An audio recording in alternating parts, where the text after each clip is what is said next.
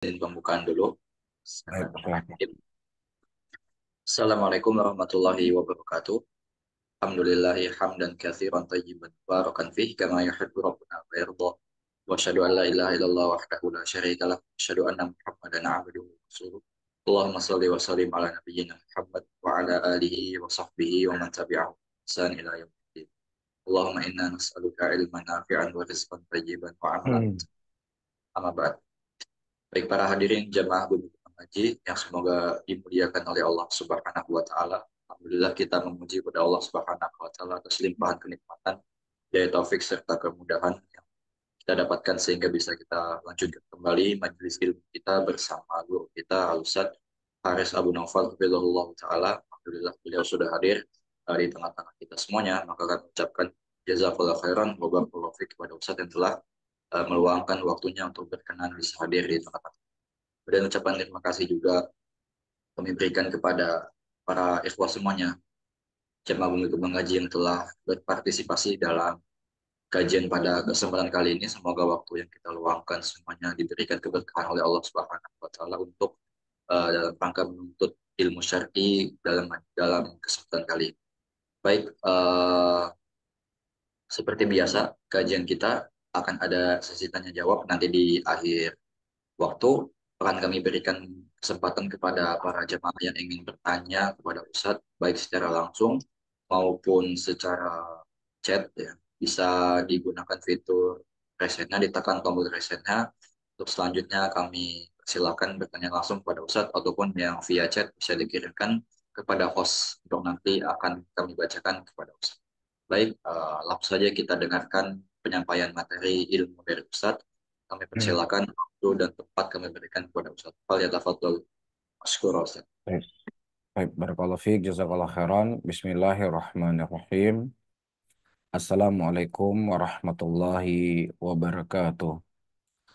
Alhamdulillah, alhamdulillah hamdan katsira tayyiban mubarakan fih, mubarakan alaih kama yuhibbu rabbuna wa yarda. Wa usalli wa usallim ala nabiyina al-karim Muhammadin wa ala alihi wa ashabihi wa man tabi'ahum bi ihsanin ila yaumiddin. Saudara-saudaraku, kaum muslimin dan kaum muslimat rahimani wa rahimakumullah, alhamdulillah, di antara nikmat yang sangat besar yang Allah anugerahkan kepada hamba-hambanya ketika Allah masih memberikan kepada kita kemudahan untuk belajar, memberikan kemudahan kepada kita untuk menuntut ilmu, karena ya tidak ada sesuatu yang paling bermanfaat aktivitas yang dilakukan oleh seseorang di muka bumi ini kecuali belajarnya dia tentang agamanya. Rasulullah Shallallahu Alaihi Wasallam menyebutkan dalam hadisnya, "Ad-dunya mal'unah wa mal'unah wa ma fiha illa dzikrullah aliman aw muta'alliman." Dunia itu terlaknat dan terlaknat apa yang ada di dalamnya, kecuali orang-orang yang mereka berzikir kepada Allah dan orang-orang yang mempelajari ilmu dan mengajarkannya. Ya, ketika sebagian manusia mereka tersibukkan dengan hal yang tidak penting, ya terkadang mereka menghalalkan ya kehormatan seseorang demi hanya untuk perkara dunia, maka ada segelintir dari manusia yang sangat sedikit ya mereka mengambil sebagian dari waktu yang Allah Subhanahu wa taala berikan kepada mereka untuk belajar dan menuntut ilmu agama. Sehingga kita berdoa dan memohon dan meminta kepada Allah Subhanahu wa taala agar kita digolongkan ya ke dalam golongan orang-orang yang dikhabarkan oleh Nabi Sallallahu Alaihi Wasallam, khairukum man ta'allama al-Qur'ana wa 'allamah. Sebaik-baik kalian adalah orang yang mempelajari Al-Quran dan mengajarkannya. Walaupun pembahasan kita di malam hari ini bukan pembahasan terkait dengan Al-Quran secara langsung, akan tetapi pelajaran qawaidul fiqhiyah adalah salah satu wasilah, salah satu jalan supaya kita bisa lebih memahami ayat-ayat Quran, lebih memahami hukum-hukum Allah yang tentunya hukum-hukum Allah Subhanahu wa taala itu diambil dari Al-Quranul Karim dan hadis-hadis Rasulullah sallallahu alaihi wasallam. Para hadirin dan hadirat yang dimuliakan oleh Allah, pada pertemuan yang lalu kita sudah membahas satu kaidah yang sangat agung di dalam agama kita, wa dinu mabniun 'alal masalih fi jalbiha wa daril lil qaba'ih.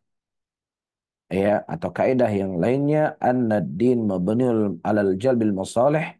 Nah, bahwasanya agama ini dibangun untuk ya maslahat-maslahat dan untuk menghilangkan kemudaratan.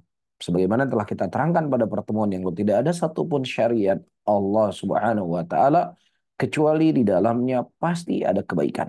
Dan tidak ada satupun dari larangan-larangan Allah kecuali di dalamnya pasti akan ada kejelekan kepada manusia itu sendiri. Walaupun dalam bab perintah ada perintah Allah Subhanahu wa taala yang maslahatnya itu besar.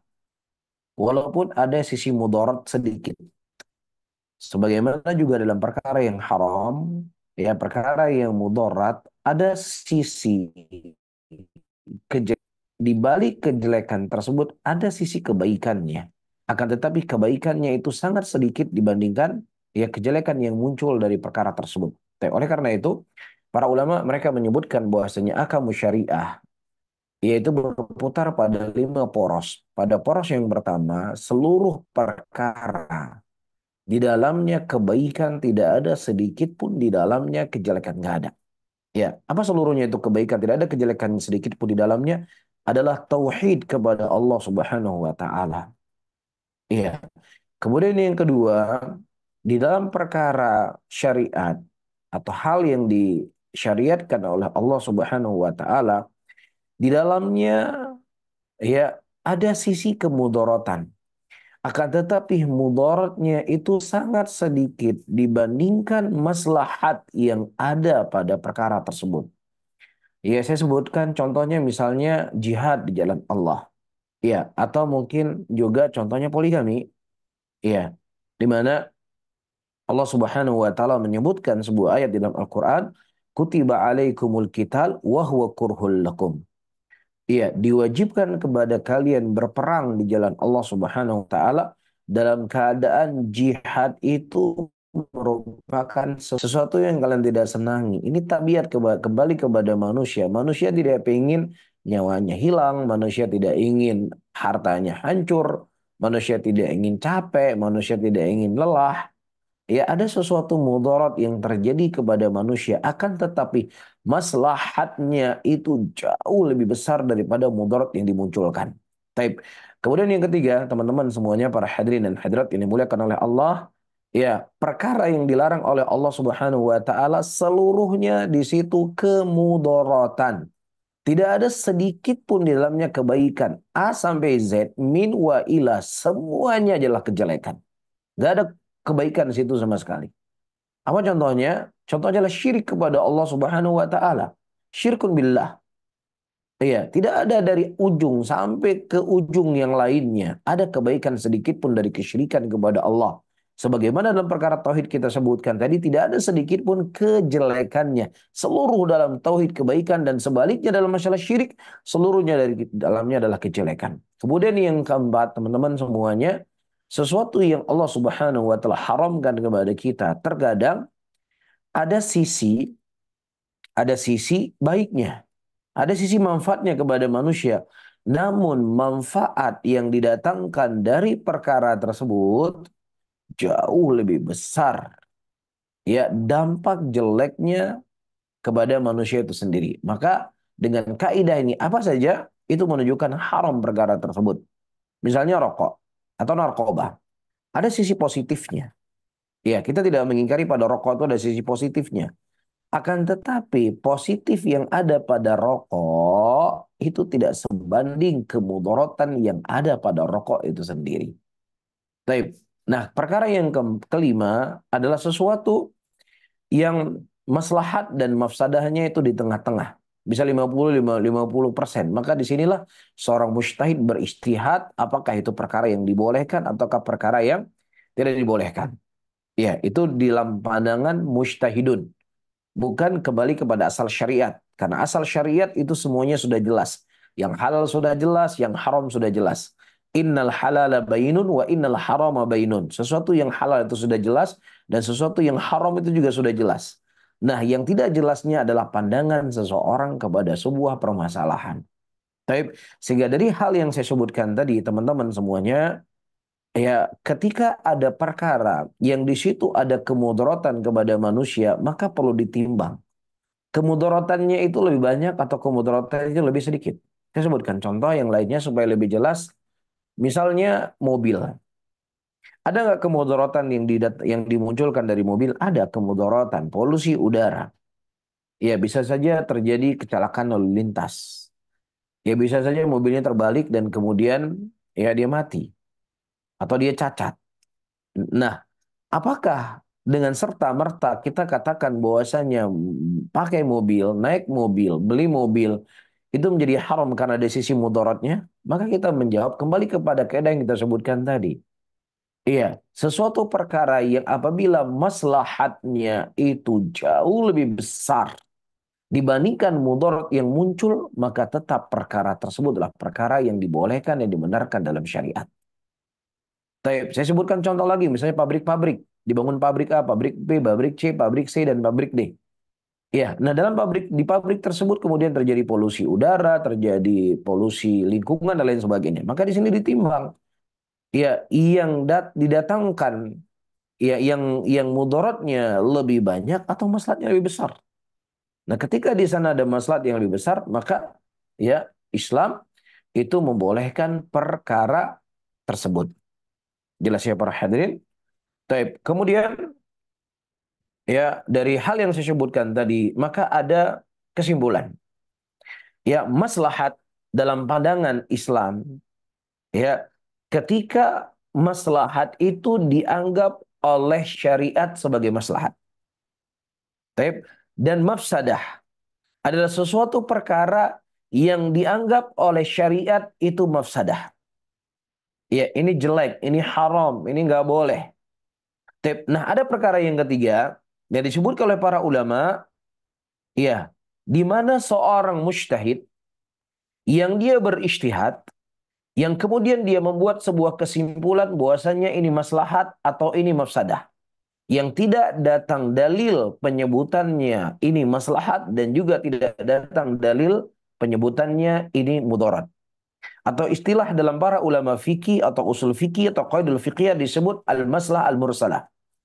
Nah, apakah maslahat al-mursalah ini dianggap sebagai salah satu dari bagian pendalilan dalam sebuah perkara? Nah, para ulama merinci. Kalau seandainya sebagian ulama dalam masalah ini, para ulama ada dua pendapat. Pendapat yang pertama, ulama itu tawakuf. Ya, sebagian mereka mengatakan kita tidak mengatakan ini dijadikan sebagai hal iktibar untuk mengambil sebuah hukum, boleh. Ya, dan mereka juga di sisi lain mereka juga tidak mengingkarinya. Jadi tawakuf mereka.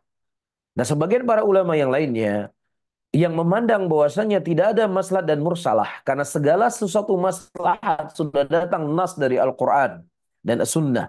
Segala sesuatu mudarat sudah datang nas dari Al-Qur'an dan Sunnah Rasulullah sallallahu alaihi wasallam. Yang ada ya yang memandang bahwasanya perkara qiyas adalah sesuatu perkara yang dijadikan sebagai acuan di dalam memandang sebuah hukum, maka maslahat dan mursalah mereka kembalikan dalam permasalahan qiyas. Dan qiyas adalah bagian dari syariat hukum, pengambilan hukum ala qaul sebagian ulama yang memandang bahwasannya kias itu bukan sebagai hukum, maka para ulama yang menolak maslahat dan mursalah mereka mengatakan ini adalah perkara hukum kembali kepada hukum asal. Apa hukum asalnya? Ya, nah perkara muamalah hukum asalnya adalah ibahah sampai datang dalil yang mengharamkannya. Nah, ketika tidak datang dalil yang mengharamkan, maka sesuatu itu menjadi halal. Taib ya. Ini sebagai pelengkap dari faidah yang kita sebutkan pada pertemuan yang lalu. Taib. Kemudian kita baca para hadirin dan hadirat yang dimuliakan oleh Allah Subhanahu wa taala. Baik, pada poin yang kedua seingat saya ya, fa in tazaham adadul masalihi yuqaddamul a'la minal masalihi wa didduhu tazahumul mafasidi yurtakabul adna minal mafasidi. Nah, ketika tazaham ya, apa itu tazaham? Tazaham disebutkan di sini oleh Syekh ya Utsaimin hafizahullahu taala. Nam imtina fi'li ihdal maslahatain illa bitarkil ukhra.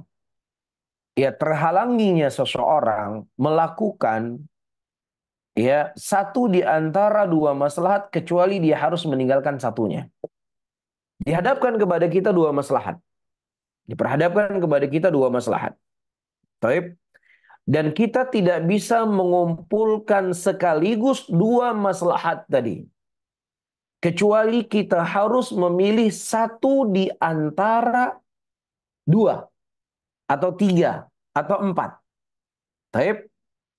Nah, ya, ketika diperhadapkan kepada kita ini maslahat, ini maslahat, ini maslahat, ini maslahat, dua atau lebih. Ada empat maslahat di sini atau tiga maslahat atau dua maslahat.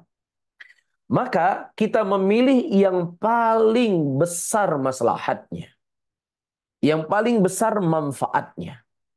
Nah, para ulama di dalam permasalahan ini, para hadirin dan hadirat yang dimuliakan oleh Allah, mereka berkata bahwa tazahum al-masalih itu tidaklah kosong dari kecuali dari tiga kondisi. Yang pertama, kita diperhadapkan dua maslahat yang dua-duanya wajib.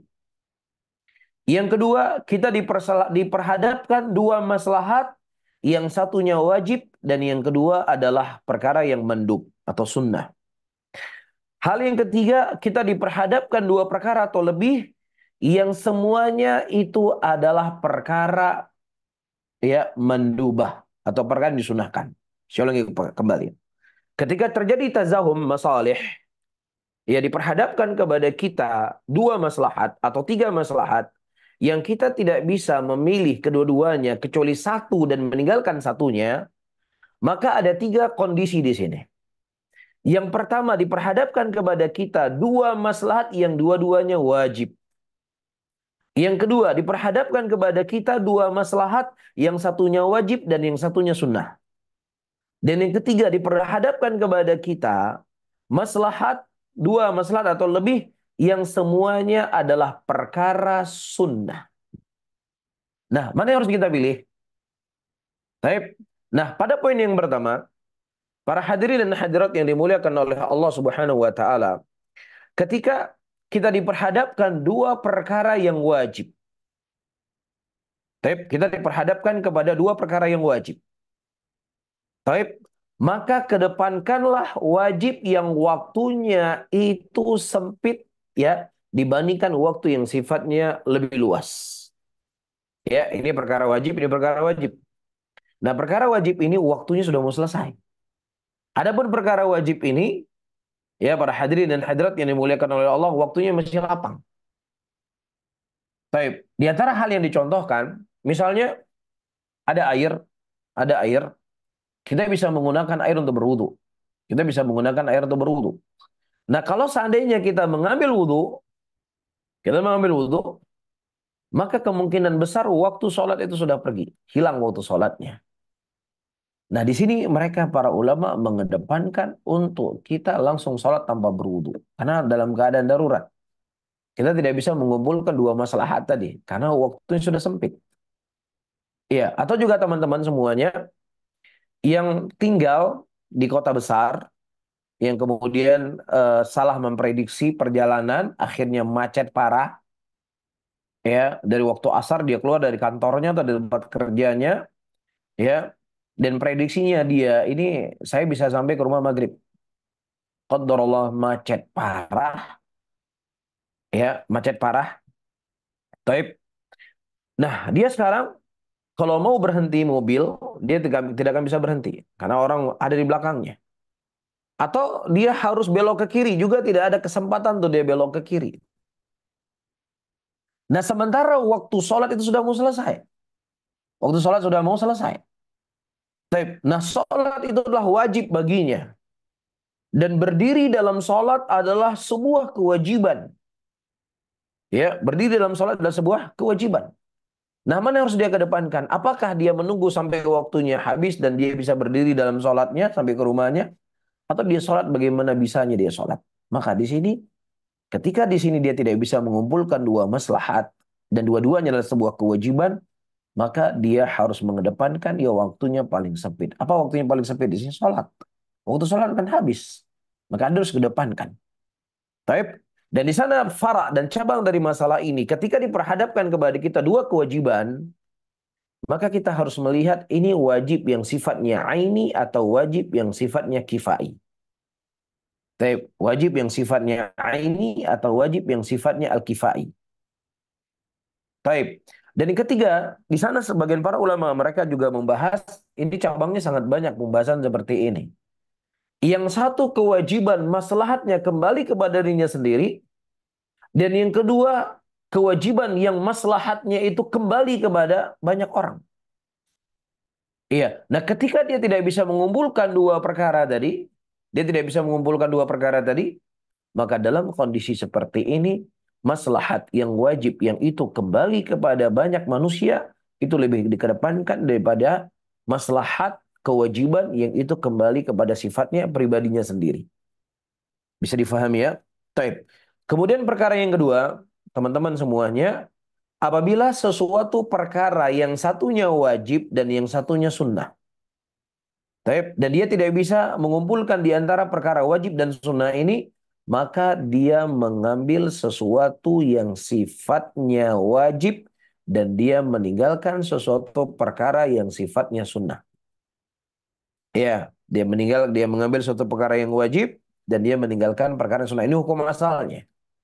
Tapi walaupun sebagian para ulama mereka juga menyebutkan dalam bab ini kalau seandainya perkara yang wajib itu waktunya masih luas, sementara perkara yang sifatnya mustahab ya itu apa waktunya sempit, misalnya dia masuk ke masjid, banyak orang yang salat fardu kifayah.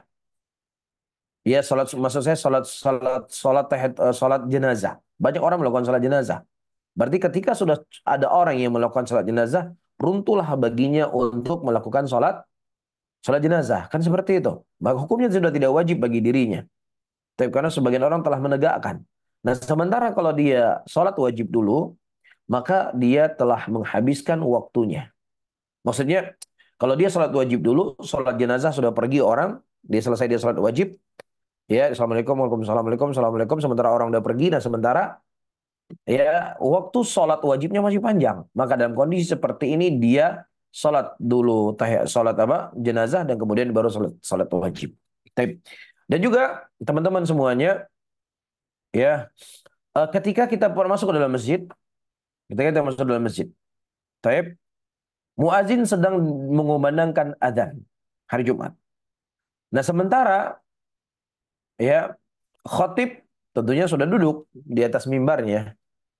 Nah kita menunggu muadzin mengumandangkan adzan selesai, ya, baru setelahnya kita sholat tahiyatul masjid, atau kita langsung sholat tahiyatul masjid tanpa menjawab ucapan muadzin, ya, kemudian kita bisa mendengar khatibul Jum'ah dalam berkhutbah. Nah ini terjadi tazahum di sini. Ya, terjadi satu hal yang harus kita pilih dan kita tidak bisa mengumpulkan dua hal. Menjawab muadzin hukumnya sunnah. Tapi mendengar khutbah Jumat hukumnya wajib. Maka apa harus kita kedepankan?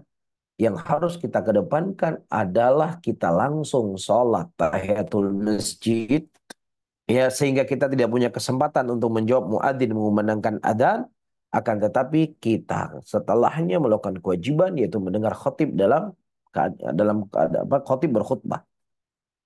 Jelas teman-teman semuanya ya. Taib. Kecuali dalam satu hal.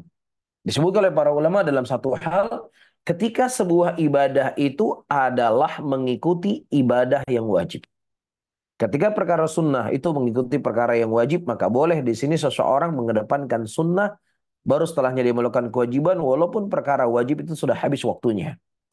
Ya, dan ini dicontohkan sebagaimana Rasulullah Shallallahu Alaihi Wasallam beliau pulang dari perang pada dalam sebuah peperangan pada waktu itu. Dan Nabi Shallallahu Alaihi Wasallam ya sampai karena capeknya, lelahnya beliau, terlambat beliau bangun tidurnya, terlambat beliau bangun tidur dalam perjalanan.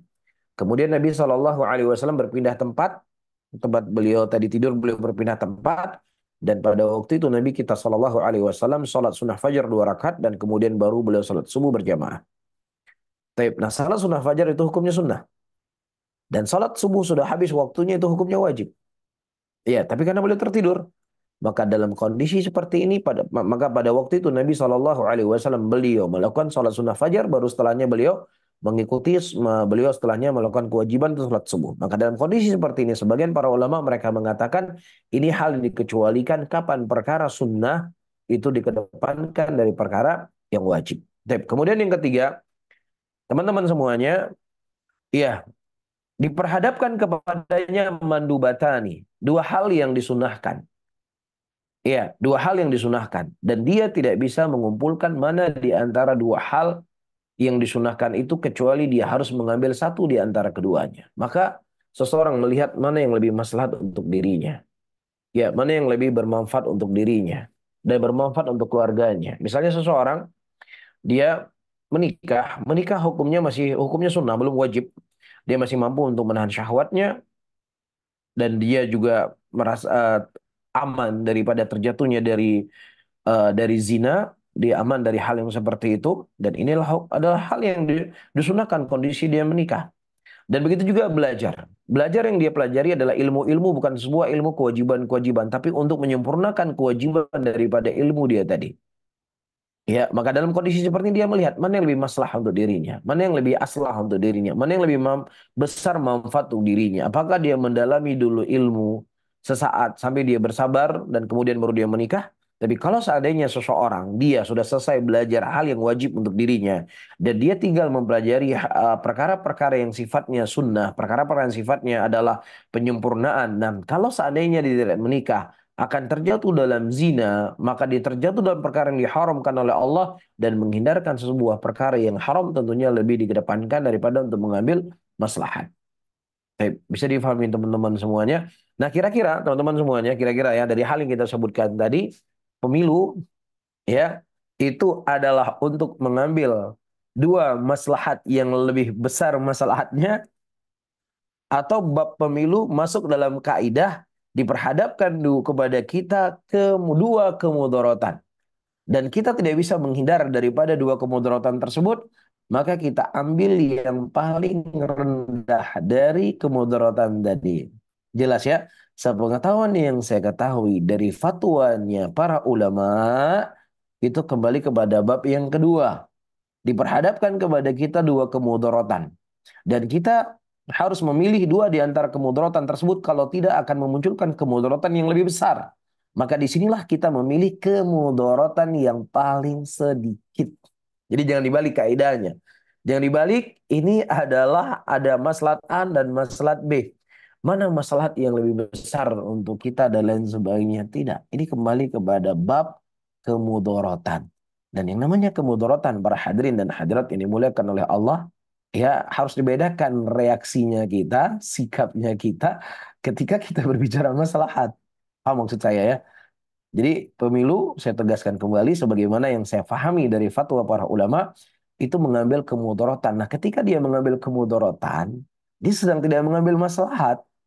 Ya, nah ketika dia sedang mengambil kemudaratan, seharusnya reaksinya dia tidak seperti reaksi ketika dia memilih dua maslahat yang lebih besar di antara yang besar. Paham? Mudah-mudahan difahami apa yang saya maksudkan. Baik. Kemudian para hadirin dan hadirat yang dimuliakan oleh Allah Subhanahu wa taala, kita lanjutkan. Di sini kata Syekh, wa amma tazaham al-mafasid, ya, adapun ya tazahumul atau tazahumul mafasid, ya, fal imtina tarki ihdal mafsadatain illa bi fi'lil ukhra. Di mana seseorang tidak bisa meninggalkan satu di antara mafsadah atau tiga mafsadah atau empat mafsadah kecuali dia harus mengambil satu di antara kemudaratan tersebut. Ya, dia memilih yang paling kecil sisi mudaratnya. Ya, dia memilih yang paling kecil mudaratnya. Misalnya hal yang dicontohkan oleh para ulama, seseorang ketika dia punya kain, kainnya itu kecil sekali kainnya. Nah, sementara dia punya dua hal yang harus dia tutupi, kemaluannya ataukah duburnya. Nah, mana yang harus dia tutup? Dia menutupi kain tersebut atau dia tutup duburnya? Nah, sebagian para ulama di sini mengatakan bahwasanya dia menutupi duburnya. Ya, karena kalau dubur, Ya itu memang harus penutup. Sulit tuh dia tutup dengan hal yang lainnya. Tapi kalau kemaluan dia bisa menutup dengan tangannya. Jelas ya? Dan ini sebagai contoh saja teman-teman semuanya. Wala sebenarnya ya banyak contoh-contoh yang lain di sana dan yang paling terpenting ketika kita mempelajari kitab ini kita paham akan kaidahnya. Nah, ketika kita paham akan kaidahnya, bukan berarti saya dan kita semuanya sudah boleh beristihad. Tidak, istihad itu punya syarat-syarat tertentu. Setidaknya kita memahami, faham bagaimana para ulama meracik sebuah hukum yang kemudian mereka mengeluarkan hukum seperti ini. Jelas ya? Taib. Nah, kata Syekh di sini, "Nam fa idza tazahhamatil masalih yuqaddimu a'laha wa idza tazahamat mafasid yurtakabu adnaha." Nah, ketika terjadi kepada kita maslahat yang diperhadapkan dan kita tidak bisa mengumpulkan seluruh maslahat tersebut kecuali satu, maka kita memilih yang paling tinggi maslahatnya. Taib, dan itu semuanya sudah kita jelaskan tadi. Begitu juga ketika diperhadapkan kepada kita mafsadah, mafsadah, mafsadah, dan mafsadah. Ya, maka yurtakabu adnaha. Maka di antara kita ya memilih yang paling ringan dari sisi mafsadahnya tadi. Ya, harus memilih yang paling rendahnya.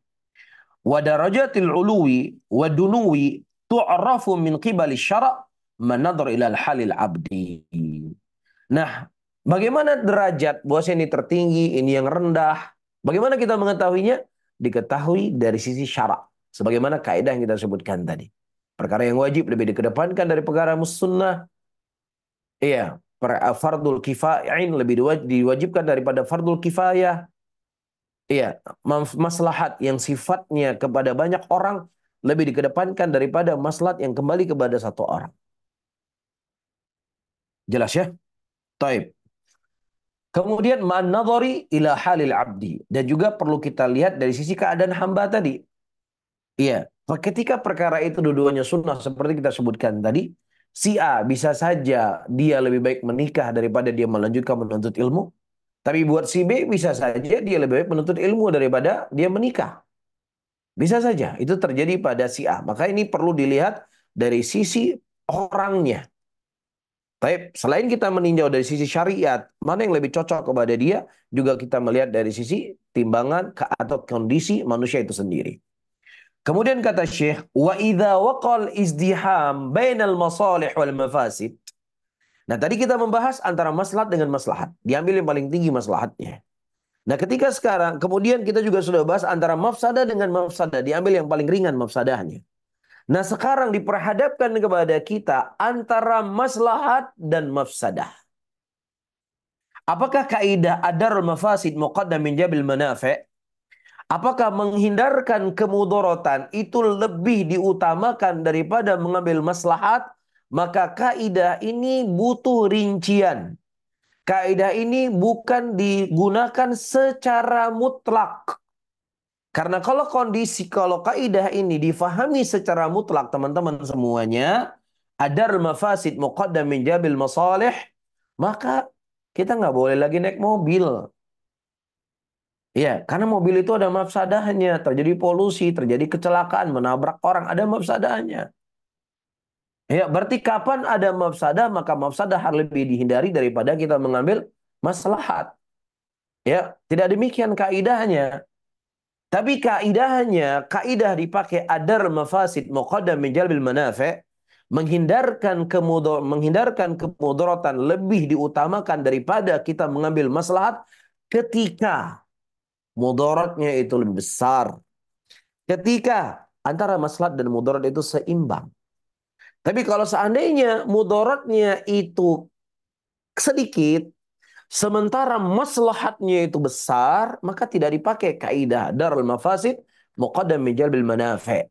Menghindarkan kemudaratan itu lebih diutamakan daripada mengambil maslahat. Tidak digunakan kaidah ini. Sebagaimana disebutkan oleh Syekh di sini, oleh Syekh Shalih Utsaimin, hafizahullahu taala, wa idza waqal izdihamu bainal masalih wal mafasid.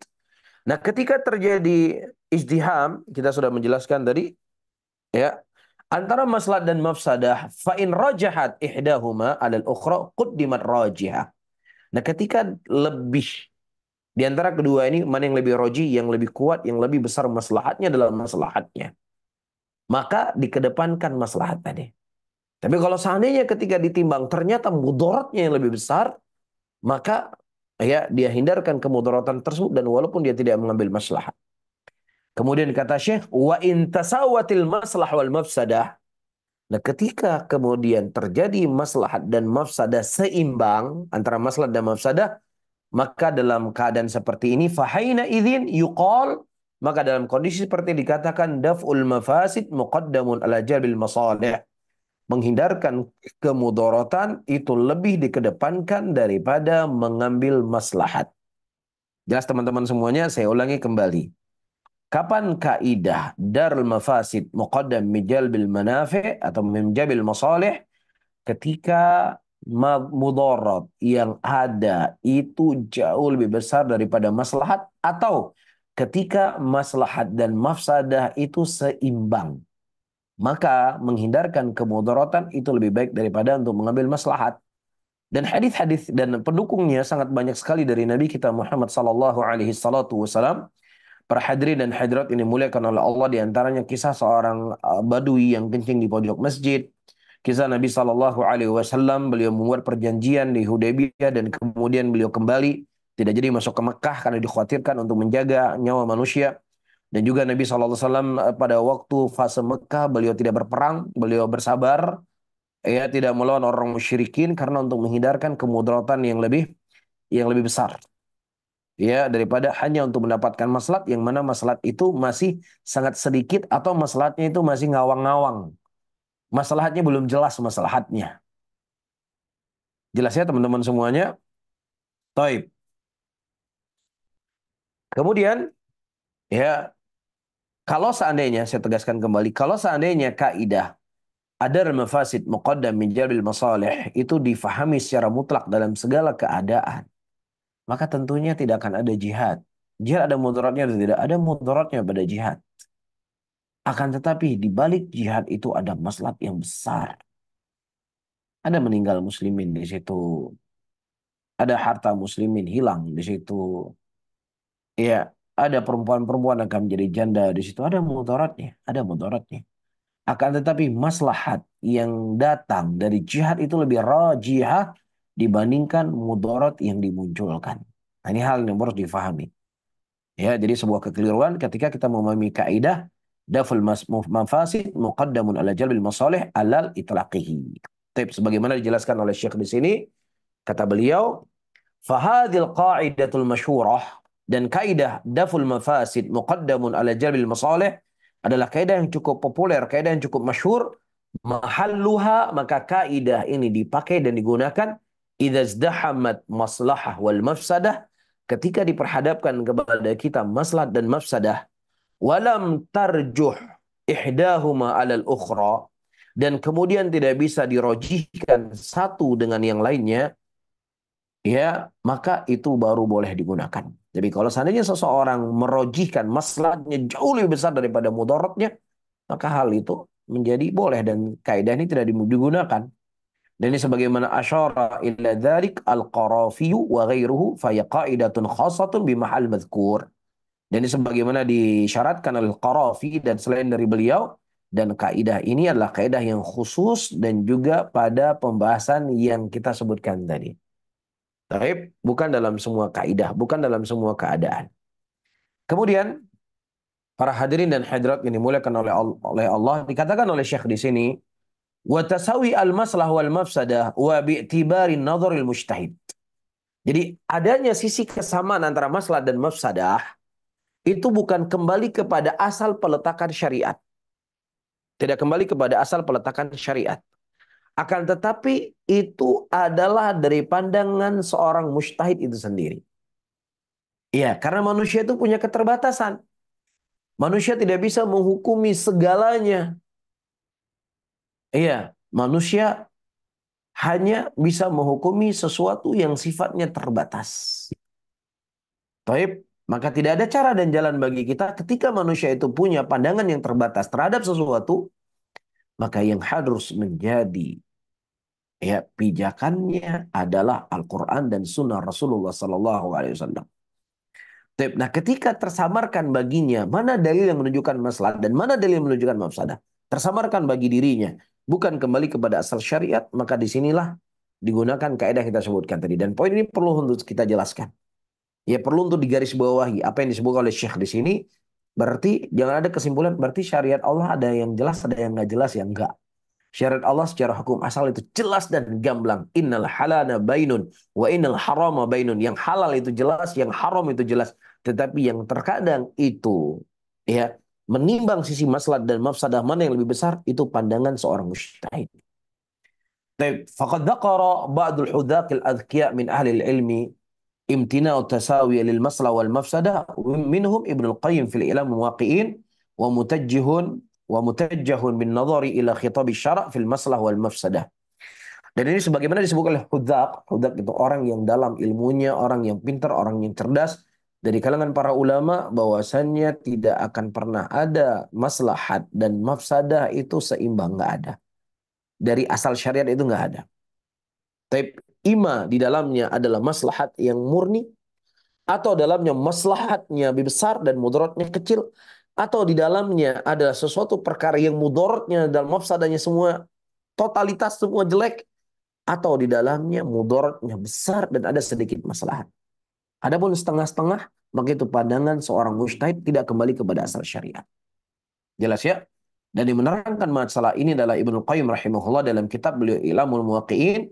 Dan ini merupakan pandangan yang luas, pandangan yang hebat, pandangan yang bagus di dalam memahami khitab syara', dalam memahami Al-Quran dan Sunnah dalam maslahat dan mafsadah.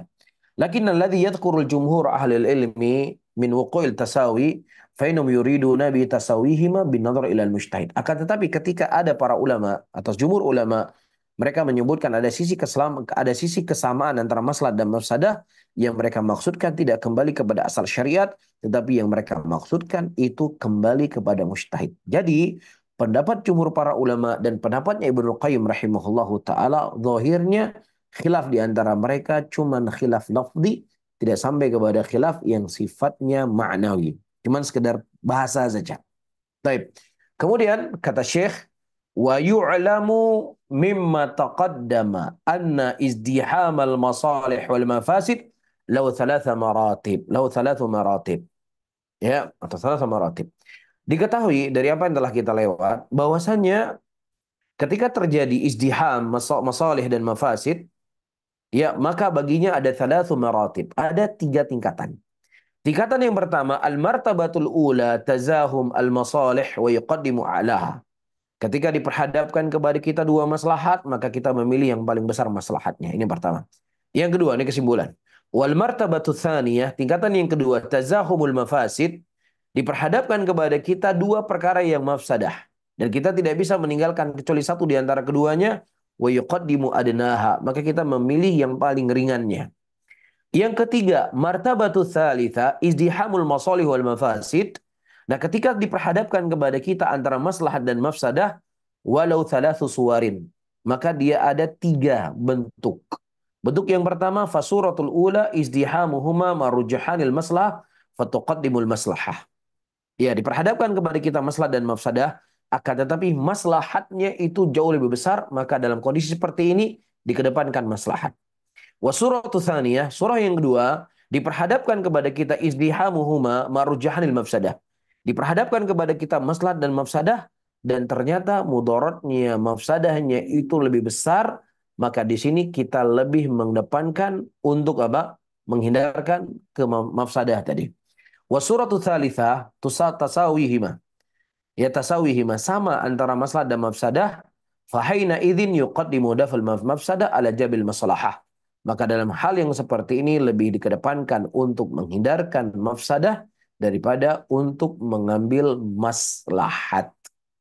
Bisa difahami teman-teman? Maka dengan berakhirnya ini, berakhirlah pembahasan kita tentang inna dina mabniun al masalih wa takmiluha wa dal mafasid wa taqliluha. Taib wa tazahum adadul masalihi yuqaddimul a'la minal masalih wa didduhu tazahumul mafasidi yurtakabul adna minal mafasidi. Taib, saya rasa bisa difahami apa yang kita jelaskan tadi. Kemudian kita masuk kepada pembahasan yang baru. Karena waktu kita masih ada 15 menit. Tip. Qala al-musannifu rahimahullahu ta'ala. Berkata musannif rahimahullahu ta'ala. Wa min qawaidit syari'ati at-taysiru fi kulli amrin nabahu ta'siru. Wa laysa wajibun bila iqtidari wala muharramun ma'attirari. Wa kullu mahdhurin ma'a darurah biqadrin ma tahtajuhu ad-darurah. Baik, Masya Allah. Ini juga di antara kaidah-kaidah kubra, di antara kaidah-kaidah besar yang diterangkan dan dijelaskan oleh para ulama. Dengan kita memahami kaidah ini, maka insya Allah akan banyak hal-hal dalam perkara agama itu akan menjadi jelas dan gamblang untuk kita. Akan terbuka wawasan kita. Dan saya tegaskan kembali, bukan berarti tamat dari kitab ini kita akan menjadi seorang mujtahid, tapi setidaknya ini sudah menjadi bekal untuk kita. Ya, terjadi syubhat, tersebarnya keburukan, dibungkus dengan ini, dibungkus dengan itu. Setidaknya kita sudah punya kaidah yang itu kita pegang untuk pribadinya kita. Oh ini begini, oh ini begini, oh ini begini. Oh ulama berkata demikian, oh karena begini, oh karena begini. Karena memang tujuan daripada seseorang menuntut ilmu sebagaimana yang telah dijelaskan oleh Syekh di awal kitab ini adalah untuk menyelamatkan kita dari syubhat, menyelamatkan kita dari kesesatan. Taib.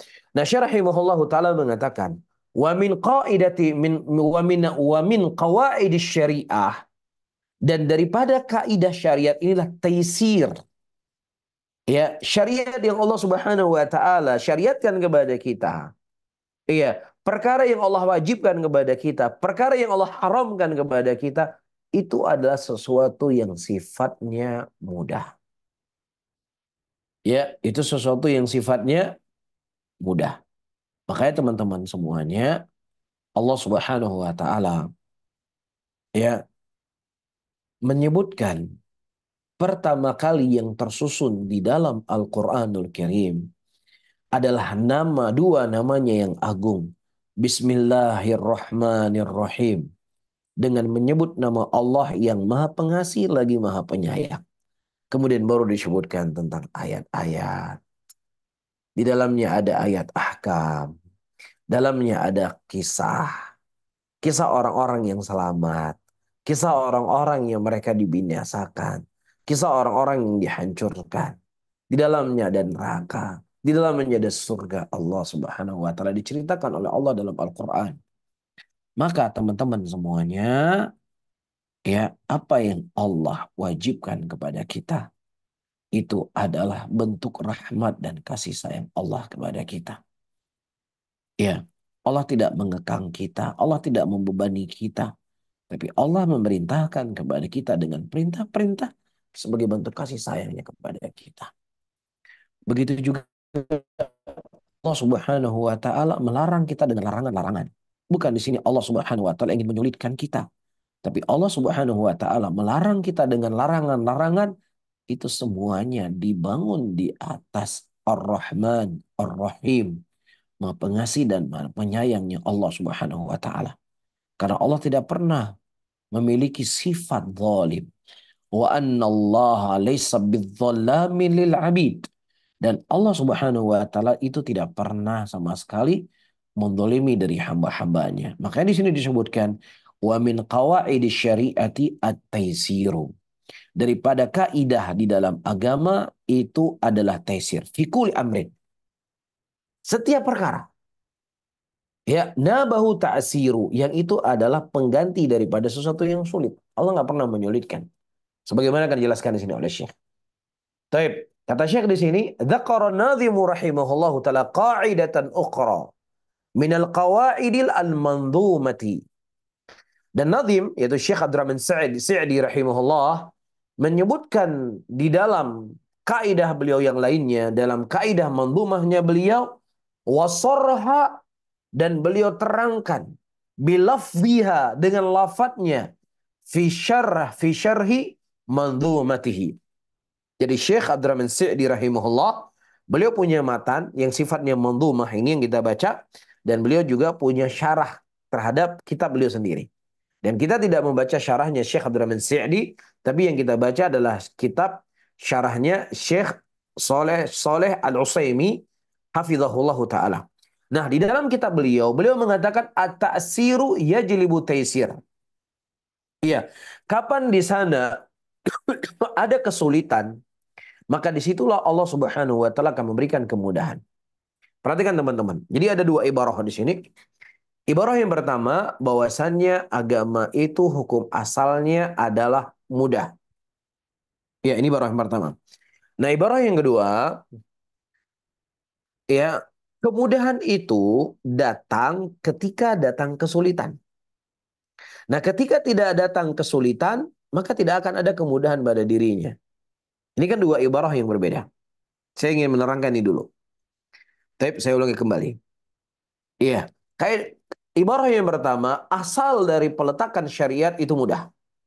Tapi ibarah yang kedua, kemudahan itu didatangkan ketika datang kesulitan.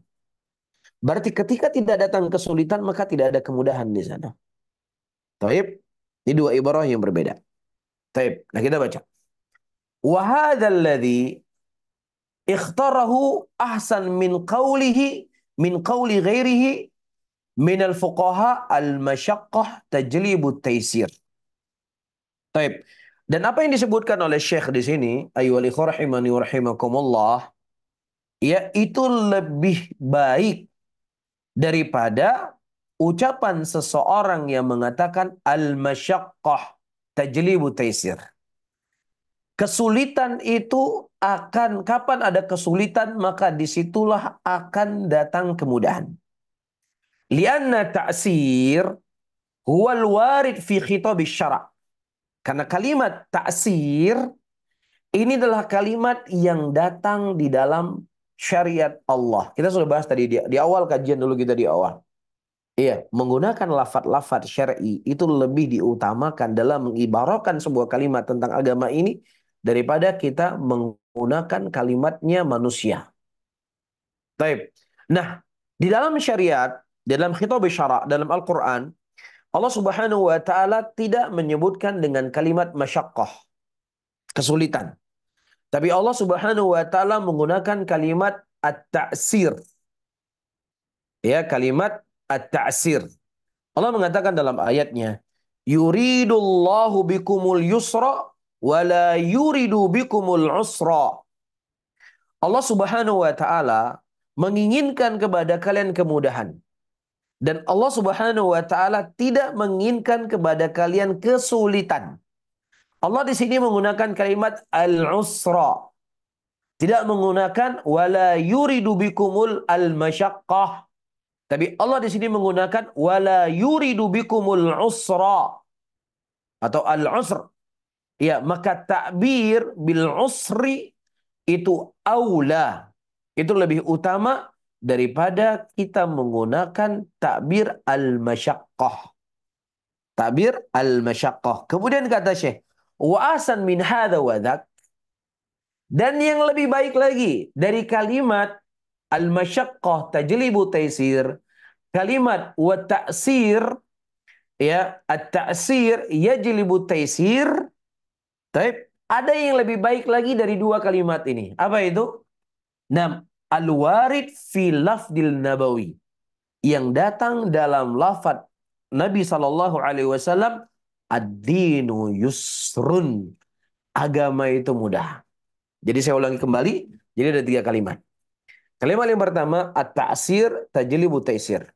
Kalimat yang kedua, masyaqqah tajlibu taysir.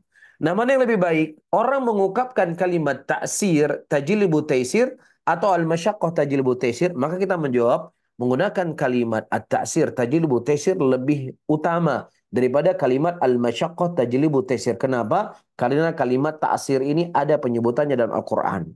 Nah, sekarang ada satu lagi yang ketiga, yaitu kalimat ad-dinu yusrun. Agama itu mudah. Agama itu mudah. Nah, penggunaan kalimat agama itu mudah, maka itu lebih utama daripada kalimat at-ta'sir tajlibu taysir. Nah, apakah ini cuma perbedaan bahasa? Oh, ini bukan perbedaan bahasa, teman-teman semuanya. Jadi begini. Ya, ketika kita mengatakan at-ta'sir tajlibu taysir, bahwasannya asal dari agama itu sulit. Nah, ketika di sana datang kesulitan, ya, maka akan datang kemudahan. Ini satu hal. Hal yang kedua, hakikat daripada agama kita, hukum asal peletakan syariat dalam agama ini adalah mudah. Mudah. Nah, kapan di sana datang kesulitan yang mudah dipermudah lagi. Nah, itu dia. Ya, saya ulangi kembali. Asal dari peletakan agama itu mudah. Dan kapan datang kesulitan, maka dipermudah lagi. Itu bahasanya. Jadi bukan ya kemudahan itu datang dari sesuatu yang sulit kemudian menjadi mudah. Tetapi hukum asalnya dia adalah mudah. Ketika datang kesulitan yang mudah dipermudah.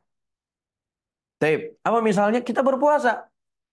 Berpuasa dari diterbit dari dikumandangkan adzan subuh sampai adzan maghrib. Itu mudah atau enggak? Itu mudah. Mudah itu. Enggak sulit. Buktinya ada orang yang masih belum balik, yang masih belum ada kewajiban syariat, ya bisa berpuasa. Ya, ini mudah. Nah, kemudahan ini kapan datang kesulitan? Dimudahkan lagi oleh Allah. Ya, kamu safar. Yang mudah tadi tapi sulit buat kamu karena kamu safar. Ya sudah, boleh kamu buka puasa. Iya, yang mudah tadi tapi kamu sakit. Yang mudah itu nggak sanggup kamu lakukan. Ya sudah, kamu boleh berbuka puasa karena kamu sakit. Bisa difahami para hadirin? Nah, kata Syekh di sini saya ulangi kembali, wa ahsanu min hadza wadak. Dan kalimat ya ad-dinu yusrun itu lebih baik daripada ini dan itu. Maksudnya ini adalah taksir, tajlibu taisir wal masyaqqah tajlibu at-taisir. Karena apa? Telah datang warid dari Nabi sallallahu alaihi wasallam. Thabata fi hadza fi sahih al-Bukhari min hadits Abi Hurairah radhiyallahu ta'ala anhu. Ya, datang dari hadis Abu Hurairah yang dikeluarkan oleh Imam Bukhari di mana Nabi sallallahu alaihi wasallam mengatakan ad-dinu yusrun. Bahwasanya agama itu mudah. Maka kata Syekh, fa yusru asy-syari'atu amun. Ya, atau fayusru syariati amun, maka kemudahan syariat itu sifatnya adalah mencakup dalam segala hal. Wala yaqtasiru ala halil usri. Kemudahan itu tidak hanya ketika seseorang mendapatkan kesulitan, enggak. Asal agama itu memang sudah mudah. Dan kapan lagi didatangkan kemudahan? Ketika datang kesulitan yang mudah semakin dipermudah. Bukan hukum asalnya sulit dan kapan kesulitan itu diberikan kemudahan? Ketika datang kesulitan tidak. Baik. Fata'biru anil qaidah biqaulina adinu yusrun aula min ta'bir biqaulim al-masyaqqah tajlibu taysir au qaul musannif al-masyaqqah tajlibu taysir. Maka menggunakan kaidah ini dengan ucapan agama itu mudah itu lebih utama daripada takbir sebagian para fuqaha al-masyaqqah tajlibu taysir atau ucapan musannif al-masyaqqah tajlibu taysir. Ini sebenarnya bukan masyaqqah yaitu at-ta'sir tajlibu taysir. Itu yang benar, mungkin ada salah cetak dari kitab yang kita baca. Nah, wallahu taala a'lamu bishawab. Mungkin ini yang bisa kita sampaikan teman-teman semuanya pada kajian kita di malam hari ini. Mudah-mudahan bermanfaat untuk saya sendiri dan juga kepada antum semuanya. Dan saya berharap ada hal yang kita diskusi dari pertanyaan yang kita dari hal yang kita bahas yang berketerkaitan dengan pembahasan kita di malam hari ini. Wallahu a'lam bishawab. Barakallahu fikum wa jazakumullahu khairan. Baik, Waalaikumsalam wa jazakumullah khairan atas penyampaian ilmunya kepada kami semuanya. Semoga namanya bermanfaat untuk kita semua dan bisa kita terapkan dengan baik dalam kehidupan keseharian kita. Baik, di sini kita masuk kepada sesi tanya jawab. Silakan kepada para ikhwah dan akhwat yang langsung kepada Ustadz bisa menekan tombol presentnya. Kemudian yang ingin dibacakan pertanyaannya bisa dikirimkan kepada kami melalui kolom chat. Baik, di sini sudah ada pertanyaan dari salah satu ikhwah. Nah, coba bacakan pertanyaannya. Assalamualaikum warahmatullahi wabarakatuh. Waalaikumsalam warahmatullahi wabarakatuh. Barakallahu fiik. Izin bertanya mengenai kaidah untuk mengambil hal yang mudaratnya lebih kecil dibandingkan dengan yang maslahatnya lebih besar. Misal untuk hal-hal di luar kekuasaan ilmu kita. Kalau kita tidak bisa melihat apakah mudarat yang akan terjadi karena minimnya ilmu kita. Misal untuk urusan besar di luar kekuasaan kita. Seperti contoh yang tadi Ustadz sebutkan pemilu. Apakah bila kita tidak berbuat apa-apa, tidak memilih, apakah itu salah atau dan berdosa? Mohon pencerahan dari Ustadz. Jazakumullah khairan. Baik. Para hadirin dan hadirat yang dimuliakan oleh Allah Subhanahu wa taala, kita di dalam agama ini sudah ada tuntunan-tuntunan yang diajarkan oleh para ulama kita. Baik. Nah, di antara tuntunan yang kita diajarkan dengannya adalah bertanya kepada ahlinya ketika kita tidak mengetahui sesuatu perkara. Apalagi perkara tersebutlah perkara-perkara yang besar. Ya, kita tidak punya ilmu untuk berijtihad tentang perkara-perkara yang besar tersebut. Dan juga kita tidak dibebani oleh Allah Subhanahu wa taala dengan minimnya ilmu yang kita punya untuk membahas dan ya beristihad ya dengan ilmu kita yang minim tersebut, kemudian kita menentukan demikian demikian. Inilah sebuah metode yang salah dan ini sebuah metode yang keliru. Allah Subhanahu wa taala mengatakan dalam Al-Qur'an, "Idza ja'u amrun minal amni awil khaufi adza'u bih." Ya, kalau seandainya datang kepada mereka perkara keamanan atau perkara ketakutan, dan kalau seandainya mereka tidak langsung menyebarkannya, tetapi mereka kembalikan kepada para ulama, maka niscaya para ulama mereka akan menentukan sesuatu itu pada tempatnya masing-masing. Mereka akan beristimbat. Ya, ini cocoknya begini, ini cocoknya begini, ini cocok begini, dan cocoknya begini. Ya, ini hal yang perlu untuk kita ketahui sebagai seorang thalibul ilm. Ya, jangan sampai kita mengedepankan diri kita di depan para ulama kita.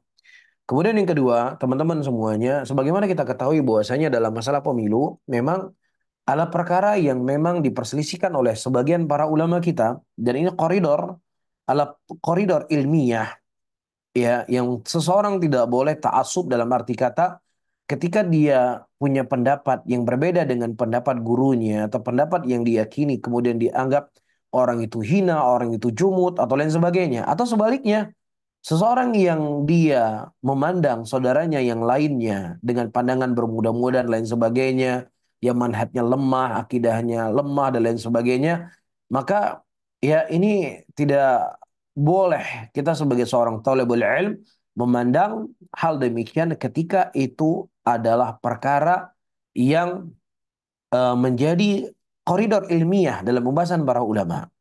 Nah, seseorang menguatkan pendapatnya. Iya, dia merojihkan pendapat yang diyakini. Dan kemudian dia menganggap pendapat lemah orang lain, tidak ada masalah. Asalkan jangan sampai dia punya pandangan-pandangan yang seperti saya sebutkan tadi. Nah, para ulama yang memaparkan tentang haramnya pemilu sebagian mereka, ya mereka berdalilkan dengan sekian banyak ayat-ayat di dalam Al-Quranul Karim.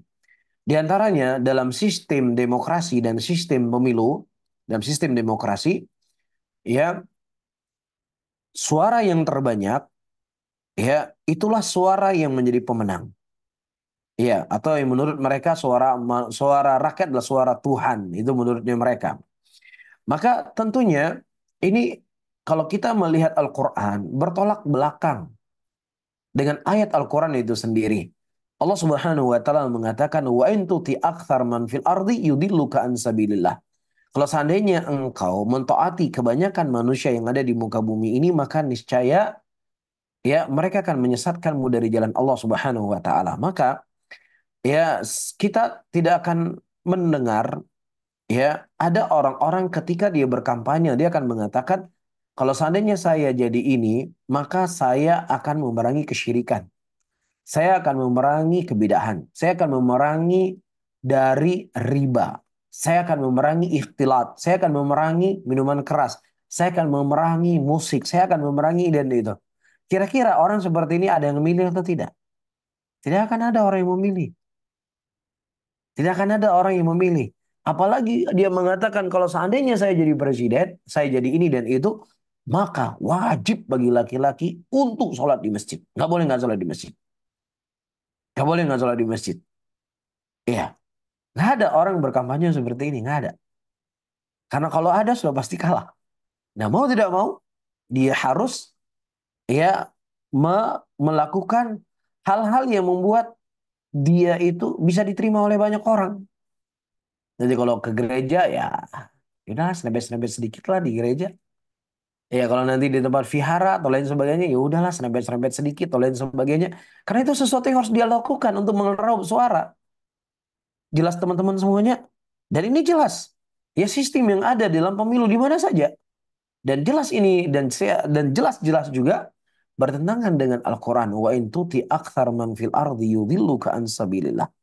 Kalau seandainya engkau mentaati kebanyakan manusia, maka mereka akan menyesatkanmu dari jalan Allah Subhanahu wa taala. Perkara yang kedua, teman-teman semuanya, perkara yang kedua, ya, di dalam demokrasi, suara orang kafir, ya, ateis, nggak menyembah Allah, ya, kufur kepada Allah, itu sama suaranya dengan orang Muslim taat bertauhid kepada Allah Subhanahu wa taala. Nggak ada bedanya.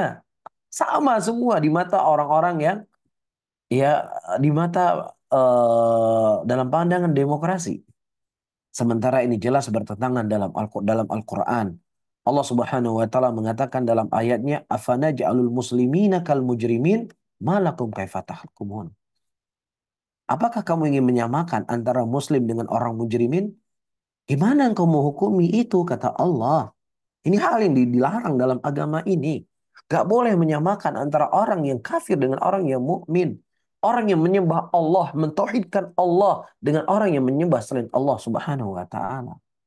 Begitu juga teman-teman semuanya dalam demokrasi, suara Anda yang menghafal Al-Quran 30 juz, ya, Anda yang sudah menghafal sekian ribu hadis, ya, yang sudah duduk bertahun-tahun dengan ulama, ya, sama dengan suara orang gila di rumah sakit jiwa, nggak ada bedanya.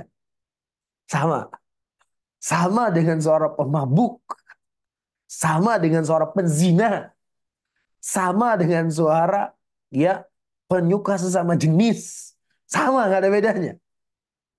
Ya, maka ini jelas bertentangan dengan Al-Quran. Apakah sama orang yang mengetahui dengan orang yang tidak mengetahui?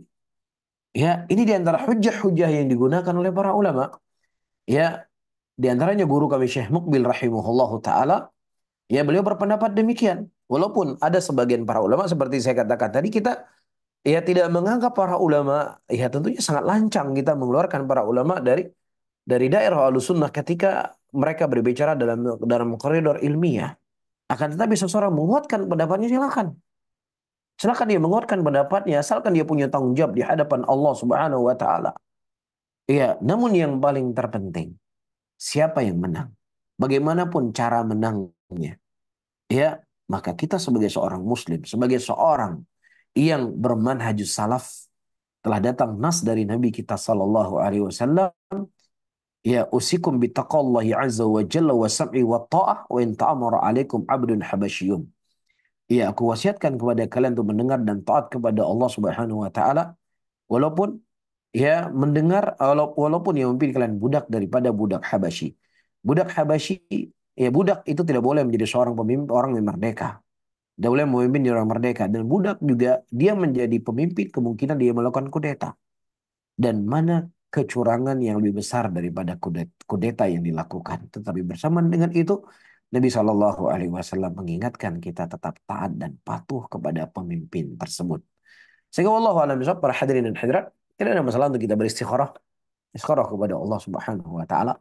Ya, cuman yang paling terpenting, ya, ya, yang paling terpenting, saya ulangi kembali, yang paling terpenting, jangan sampai Anda sebagai seorang salafi, jangan sampai ada sebagai seorang sunni, jangan sampai ada sebagai seorang thalibul ilm, ya, menganggap kalau ini menang, paslon ini yang menang, maka akan jaya Islam itu, akan jaya sunnah tersebut, akan jaya tauhid.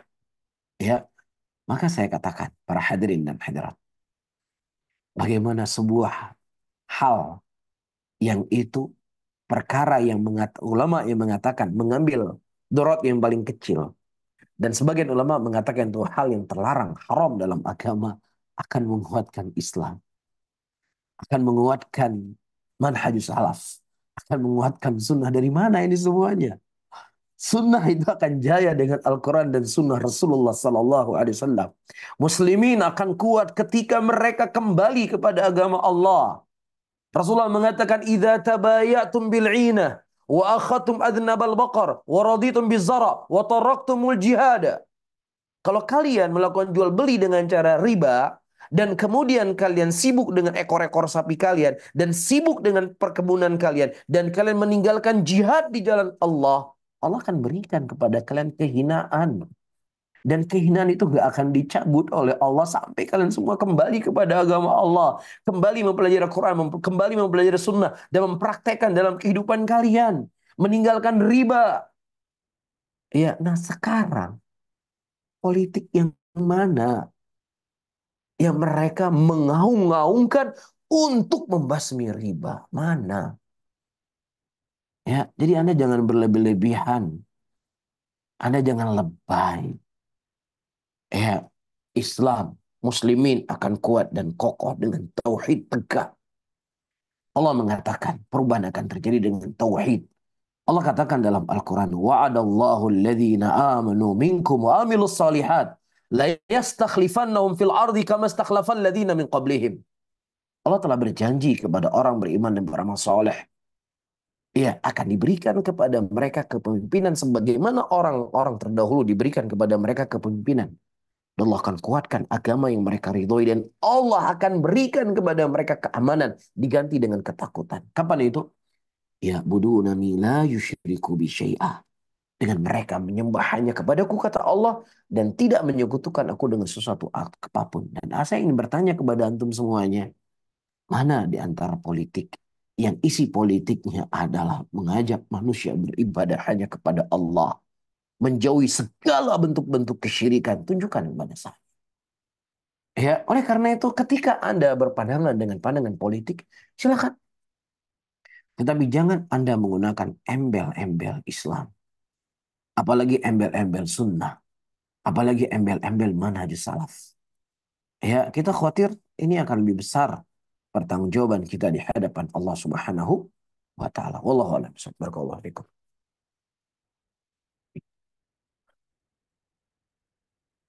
Jazakallah khairan Ustaz. Wa barakallahu fikum atas jawabannya. Kita lanjut ke pertanyaan berikutnya. Ini sudah ada yang angkat tangan dari Ummu Amar. Kami silakan Ummu Amar bisa bertanya langsung kepada Ustaz. Iya, jazakumullahu khairan Ustadz Agung. Assalamualaikum warahmatullahi wabarakatuh Ustadz. Jazakumullahu khairan atas penjelasan materinya hari ini. Semoga Allah Subhanahu wa taala memberikan perlindungan, keberkahan, kesehatan dimanapun Ustadz dan keluarga beserta tim berada. Amin. Ustadz, pertanyaan pertama adalah, bila di bulan Ramadan Ustadz, kebiasaan di tempat kami ini ada yang memberikan satu grup online untuk memperbaiki bacaan tajwid. Ya.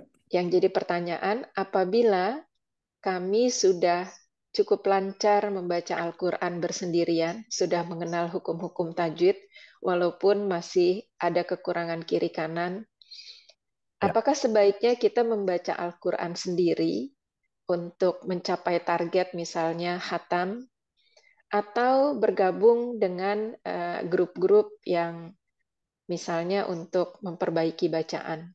Mohon nasihatnya, jazakumullahu khairan. Baik, Masya Allah, pertanyaan yang sangat bagus sekali. Tadi kita menyampaikan kaidah ketika diperhadapkan kepada kita dua maslahat. Ya, maka kita memilih yang paling maslahat di antara dua maslahat tersebut ketika kita tidak bisa mengumpulkannya. Nah, dari kasus yang ditanya oleh Ummu Ammar tadi, kalau misalnya dia, ya, seseorang tersebut, dia mengikuti kelas bacaan Quran dalam keadaan dia secara standar bacaan Qurannya sudah bagus, secara standar sudah bagus, tajwidnya dan lain sebagainya. Akan tetapi akan terluput dari dirinya apa itu? Banyak membaca Al-Quranul Karim. Nah, sementara bulan Ramadan adalah bulan Al-Quran. Ya, para ulama meninggalkan amalan-amalan yang sifatnya ta'adi. Sifat-sifatnya adalah memberikan manfaat kepada banyak orang. Yang secara hukum asal, amalan yang memberikan dampak kepada banyak orang dikedepankan.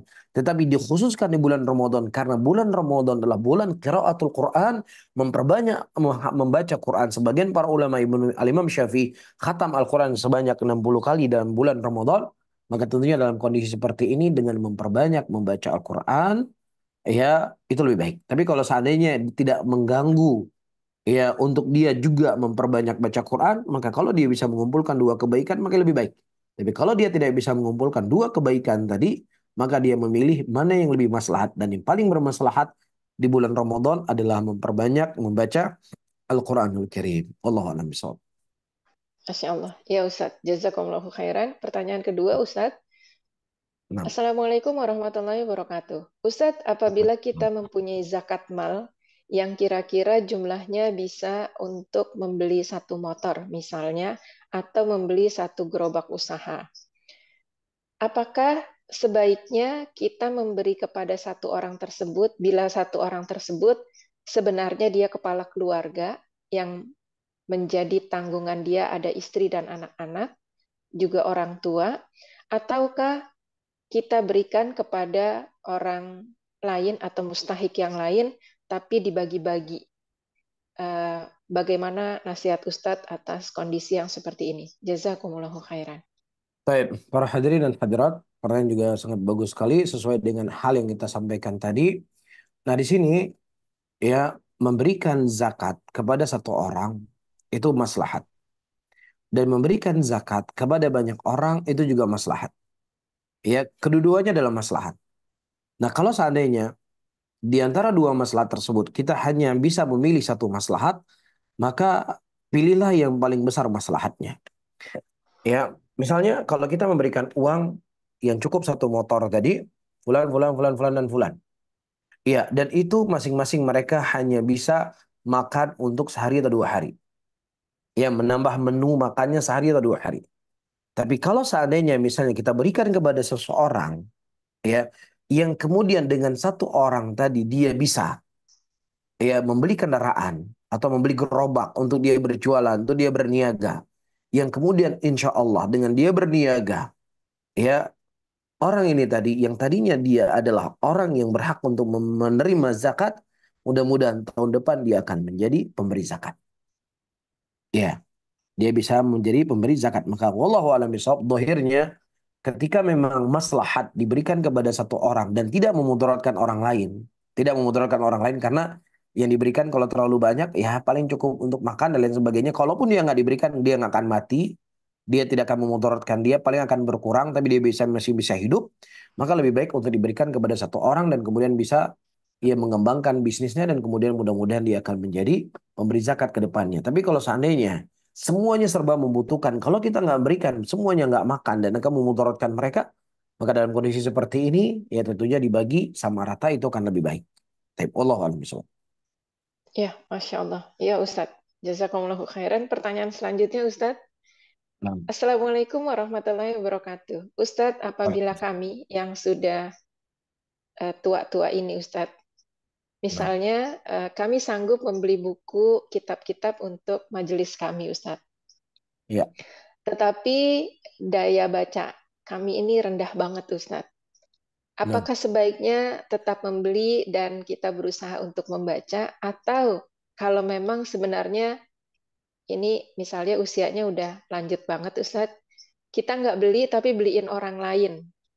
Jadi daripada kita beli nggak dibaca, kita beliin orang lain. Nah, untuk yang seperti ini, bagaimana nasihat Ustadz? Jazakumullahu khairan. Baik. Nah, Masya Allah teman-teman semuanya, ada sebuah hadis dari Nabi SAW.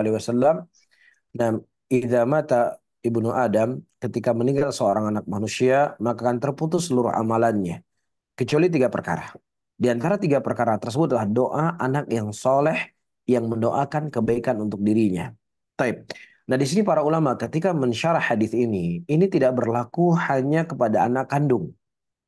Ya, tetapi berlaku mutlak. Siapa saja yang seseorang menjadi sebab anak itu menjadi soleh, ya, dengan harta yang dia punya, ya, dia sekolahkan anak tersebut, dia masukkan ke pesantren, dia hafalkan Al-Quran, dia berikan fasilitas, ya, agar dia bisa belajar, agar dia bisa menuntut ilmu, maka tentunya masuk dalam hadis ini walaupun itu bukan ibu kandungnya sendiri. Walaupun itu bukan ayah kandungnya sendiri. Dan ini merupakan bentuk dari kemudahan yang Allah Subhanahu wa taala berikan kepada orang-orang yang memang tidak diberikan anak oleh Allah, atau orang-orang yang mereka sudah punya anak dan anaknya sudah sekolah semua di sekolah umum semuanya, nggak ada yang belajar agama dan lain sebagainya, maka mesti terbuka kepada kita kesempatan. Nah, di antara tentunya kesempatan yang dibutuhkan oleh para penuntut ilmu adalah apa? Ya, adanya kitab untuk mereka bisa membaca, mereka menelaah, mereka bisa melanjutkan belajarnya mereka. Ya, kita membeli kitab, maslahatnya ada. Kita bisa simpan buku tersebut, kapan kita baca, kita baca. Ya, tetapi ketika yang membaca adalah seorang thalibul ilm, ya, dan manfaatnya itu jauh akan lebih besar, maka insya Allah ya kita akan mendapatkan pahala yang terus akan mengalir kepada kita, karena harta yang kita keluarkan menjadi sebab orang itu menjadi anak yang soleh, dan kemudian dia menyebarkan ilmu di tengah-tengah umat manusia, maka insya Allah pahalanya juga akan mengalir kepada kita. Wallahu a'lam bishawab. Masya Allah Ustadz, jazakumullahu khairan. Pertanyaan terakhir boleh Ustadz?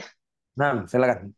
Ya, Assalamualaikum warahmatullahi wabarakatuh. Ustadz, apabila di bulan Ramadan ini biasanya ada berbuka puasa bersama.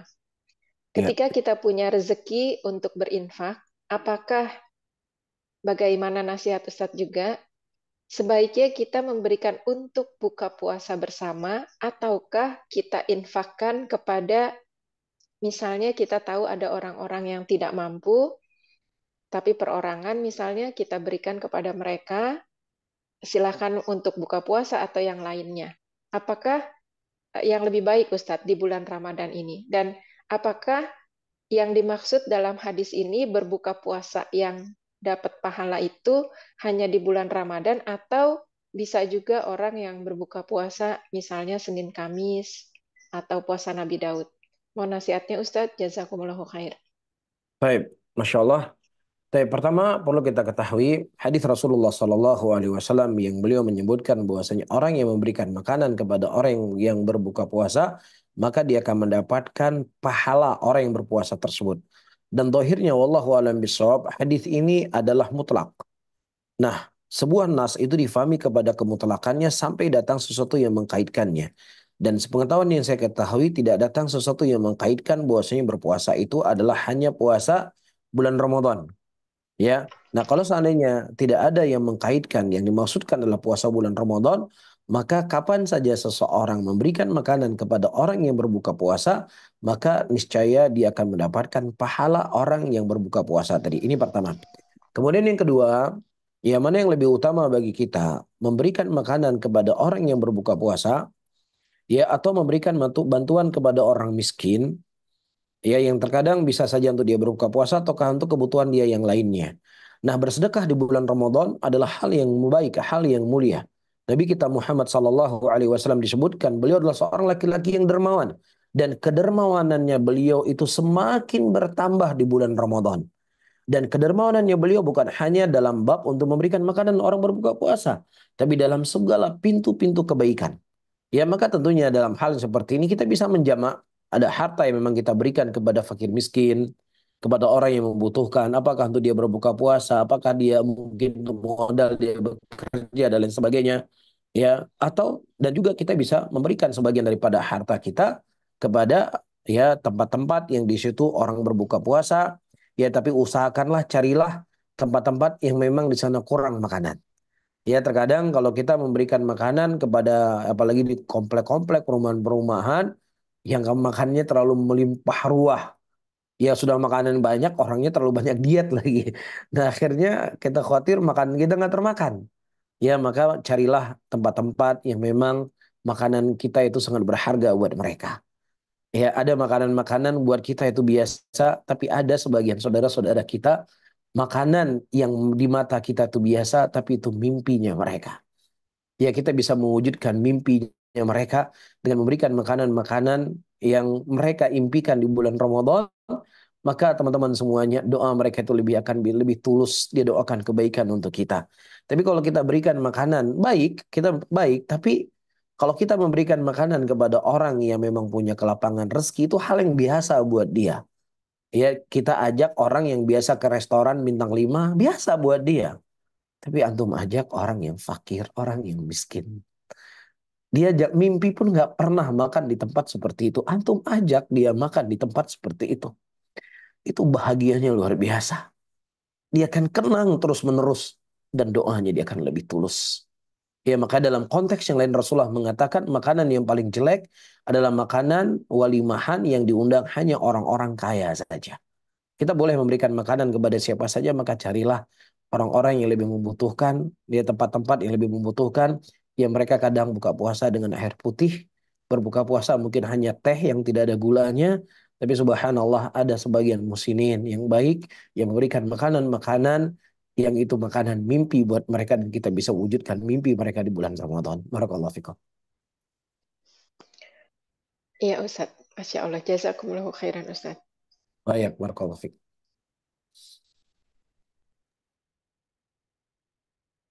Baik, jazakallah khairan wa barakallahu fiik. Terima kasih Ustaz atas jawabannya. Masih boleh Ustaz untuk bertanya? Nah, silakan Saudara Agung.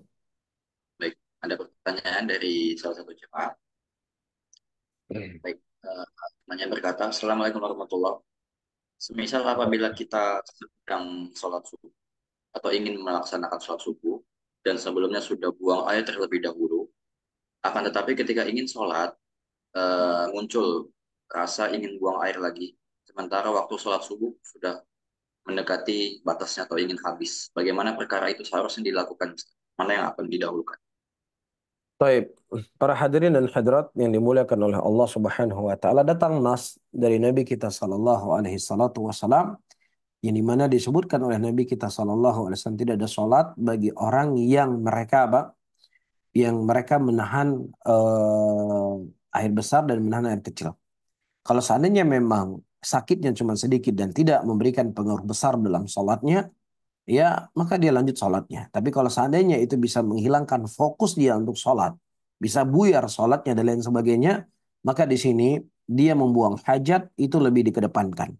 Di antara penguatnya, Rasulullah Shallallahu Alaihi Wasallam menyebutkan bolehnya seseorang makan, ya ketika makanan sudah dihidangkan dan boleh dia tidak ke masjid. Ya, jadi pas kebetulan mau dikumandangkan adzan, pas dihidangkan makanan. Taib. Nah, bagi laki-laki berjamaah di masjid hukumnya wajib. Ala qaul sebagian para ulama. Ya, akan tetapi dalam kondisi seperti ini Nabi Shallallahu Alaihi Wasallam lebih mengedepankan untuk dia makan daripada dia untuk pergi ke masjid. Jelas ya? Taib. Wallahu taala alam bisawab, maka ini kita wallahu alam kita masukkan dalam keadaan darurat. Ya, yang mana kewajiban sholat adalah sesuatu yang memang harus dia lakukan di waktu yang tepat dan jangan sampai buang waktunya. Tetapi dalam kondisi lain, kalau dia tetap lanjut sholat, maka dia tidak bisa fokus apa yang dia baca karena sesak kencing tadi dan kesak air besarnya. Maka di sini dia mengedepankan membuang hajatnya. Wallahu a'lam bishawab. Dan sebagaimana penguat Nabi kita Muhammad SAW ketika beliau terlambat bangun sholat subuh, ya beliau pada waktu itu juga ya bahkan beliau sholat sunnah seperti yang kita sebutkan tadi, dan Nabi SAW berpindah dulu tempat tidurnya beliau karena beliau mengatakan di situ banyak jinnya, sehingga makanya orang terlambat bangun tidur karena dikencingi oleh jin. Nabi pindah dulu pada waktu itu. Nah, wallahu a'lam bishawab.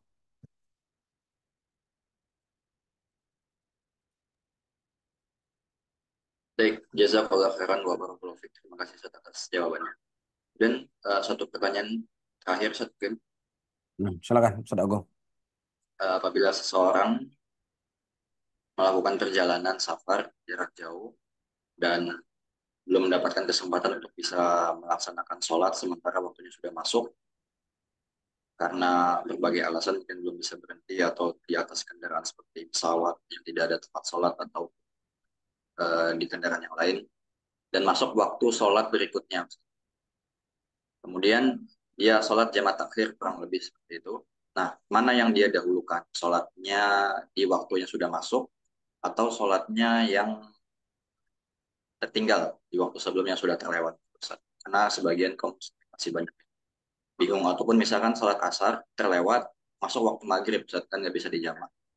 Nah, mana yang didahulukan, asarnya atau maghribnya? Nah, Masya Allah.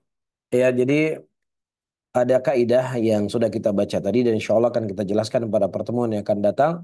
walaysa wajibun bila iktidari wala muharramun ma'attirari. Tidak ada sebuah kewajiban ketika seseorang tidak punya kemampuan.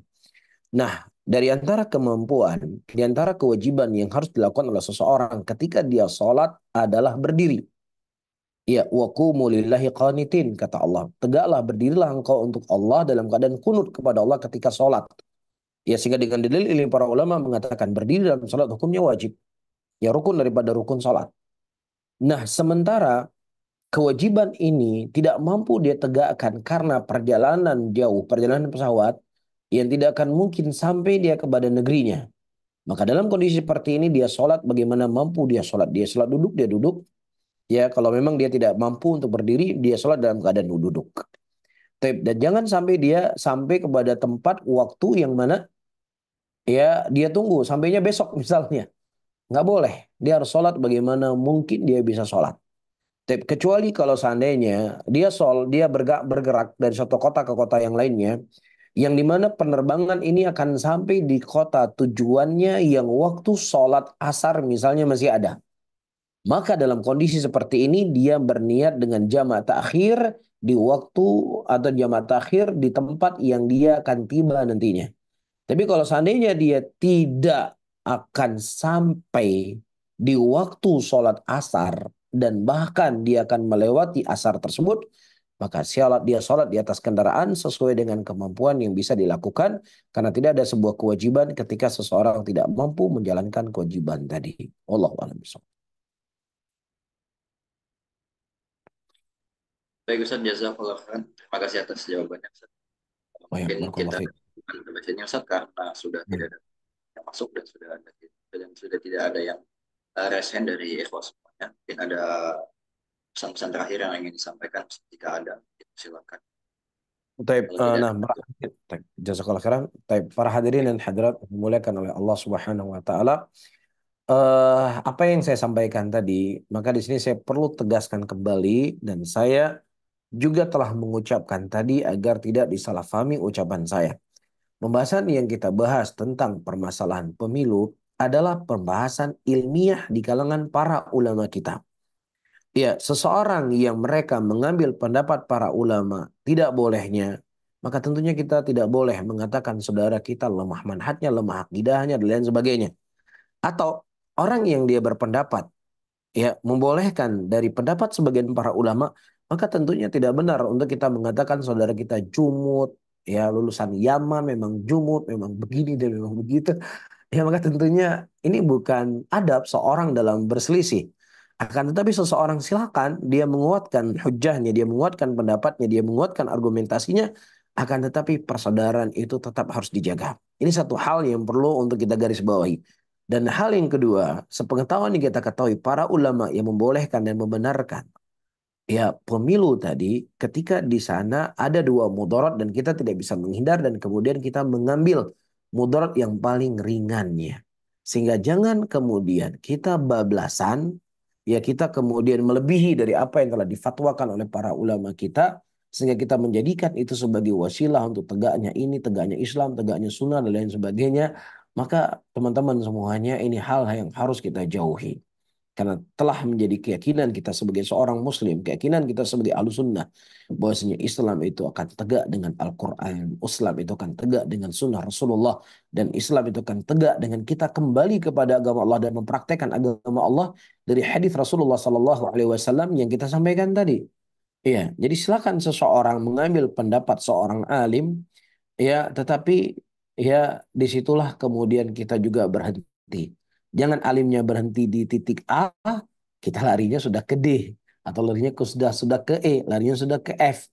Ya maka kita khawatir ketika seseorang berlebihan kepada sesuatu, ya maka ini akan menjadi sebab, ya di antara sebab-sebab kita dijauhi hidayah oleh Allah Subhanahu wa taala. Wallahu a'lam bishawab, dan semoga Allah selalu memberikan taufik hidayah kepada kita, selalu membimbing kita dan selalu mengarahkan kita kepada kebaikan dan menjadikan kita orang-orang yang selalu belajar sampai kita bertemu dengan Allah Subhanahu wa taala. Amin ya rabbal alamin. Barakallahu fikum. Tapi mungkin saya tutup. Subhanallah bihamdika asyhadu an la ilaha illa anta astaghfiruka wa atubu ilaik. Jazakallah khairan Ustaz, tafadhol jika ingin meninggalkan. Baik, dulu. Baik, assalamualaikum. Waalaikumsalam. Baik, ikhwan dan akhwat jamaah begitu mengaji dimanapun berada, semoga dimuliakan oleh Allah Subhanahu wa Ta'ala. Alhamdulillah kita simak bersama-sama kajian dari Ustaz kita, guru kita, Ustaz Faris Abu Nafal, Allah Ta'ala. Tentunya ilmu yang sangat bermanfaat untuk kita semuanya. Kita doakan semoga bisa menjadi kebaikan untuk Ustaz secara pribadi, ajariyah beliau, dan juga kebaikan untuk kita semuanya secara umum. Dan kami ucapkan terima kasih jazakallahu khairan kepada semuanya yang telah berpartisipasi pada kajian pada malam hari ini. Semoga dimudahkan kembali untuk jumpa pada kajian berikutnya. Kami mohon maaf jika ada kesalahan sikap perkataan. Wassalamualaikum ala nabiyyina Muhammad.